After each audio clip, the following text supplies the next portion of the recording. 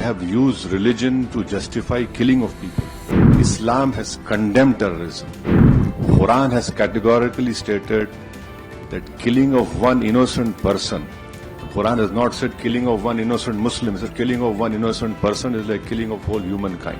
AIMIM प्रमुख असदुद्दीन ओवैसी इन दिनों Bahrain में हैं, जहां वो भारत की ओर से एक विशेष प्रतिनिधिमंडल के साथ पाकिस्तान की आतंकी साजिशों को बेनकाब करने के मकसद से पहुंचे हैं। बीजेपी सांसद बैजयंत पांडा की अगुवाई में गए इस दल में ओवैसी के साथ अन्य प्रमुख नेता और सामाजिक कार्यकर्ता भी शामिल हैं। बहरीन में मीडिया को संबोधित करते हुए ओवैसी ने पाकिस्तान पर तीखा हमला बोला और उसे आतंकवाद का पोषक करार दिया। ओवैसी ने कहा कि पाकिस्तान सिर्फ राजनीति नहीं, इस्लाम को भी बदनाम करने पर तुला हुआ है। उन्होंने पहलगाम में हुई आतंकी घटना का जिक्र करते हुए कहा कि वहां निर्दोष लोगों से पहले उनका धर्म पूछा और फिर उनकी हत्या कर दी गई। ओवैसी ने इस कृत्य की निंदा करते हुए कहा कि इस्लाम में मासूम की हत्या पूरी मानवता की हत्या के बराबर है। उन्होंने कहा कि इस तरह की हरकतें कुरान की शिक्षाओं के खिलाफ हैं और आतंकियों ने मजहब का ढाल बनाकर घिनौना खेल खेला है। उन्होंने कहा कि पाकिस्तान न केवल एक नाकाम देश है बल्कि उसकी नीतियों ने पूरे क्षेत्र में अशांति फैलाई है। ओवैसी ने सीधे तौर पर पाकिस्तान को चेतावनी देते हुए कहा कि जब तक वो आतंकवाद को समर्थन देना बंद नहीं करता तब तक क्षेत्र में शांति की कोई संभावना नहीं है।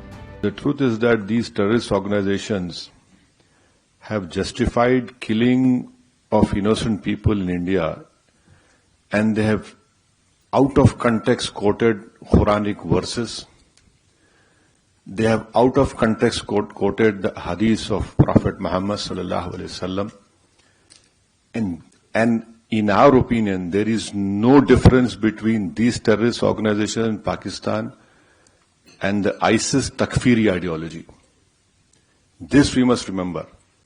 This is a menace to the whole humankind, and we have to put an end to it because they have used religion to justify killing of people, and the whole world knows that Islam has condemned terrorism.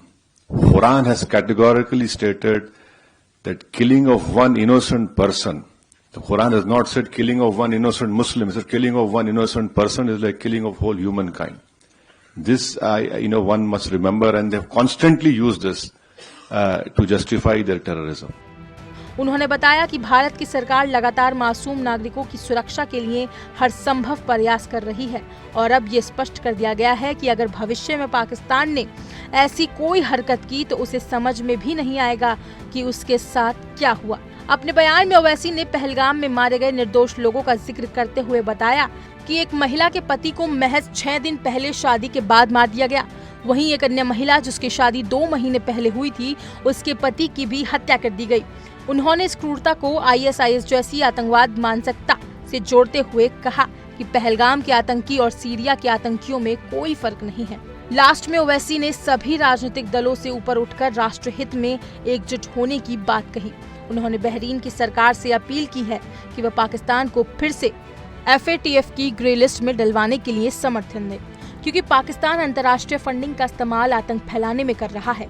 बता दें कि इस प्रतिनिधिमंडल में ओवैसी के अलावा निशिकांत दुबे, फागनोन कोन्याक, रेखा शर्मा, सतनाम सिंधु, गुलाम नबी आजाद और हर्ष श्रृंगला जैसे नेता शामिल हैं। ये दल बहरीन के अलावा सऊदी अरब, कुवैत और अल्जीरिया का भी दौरा कर रहे हैं, जिससे पाकिस्तान के खिलाफ वैश्विक समर्थन जुटाया जा सके। फिलहाल इस खबर में इतना ही। इस पर अपनी राय कमेंट सेक्शन में जरूर साझा करें और ऐसी ही तमाम अपडेट्स के लिए इंडिया डेली को सब्सक्राइब करना ना भूलें।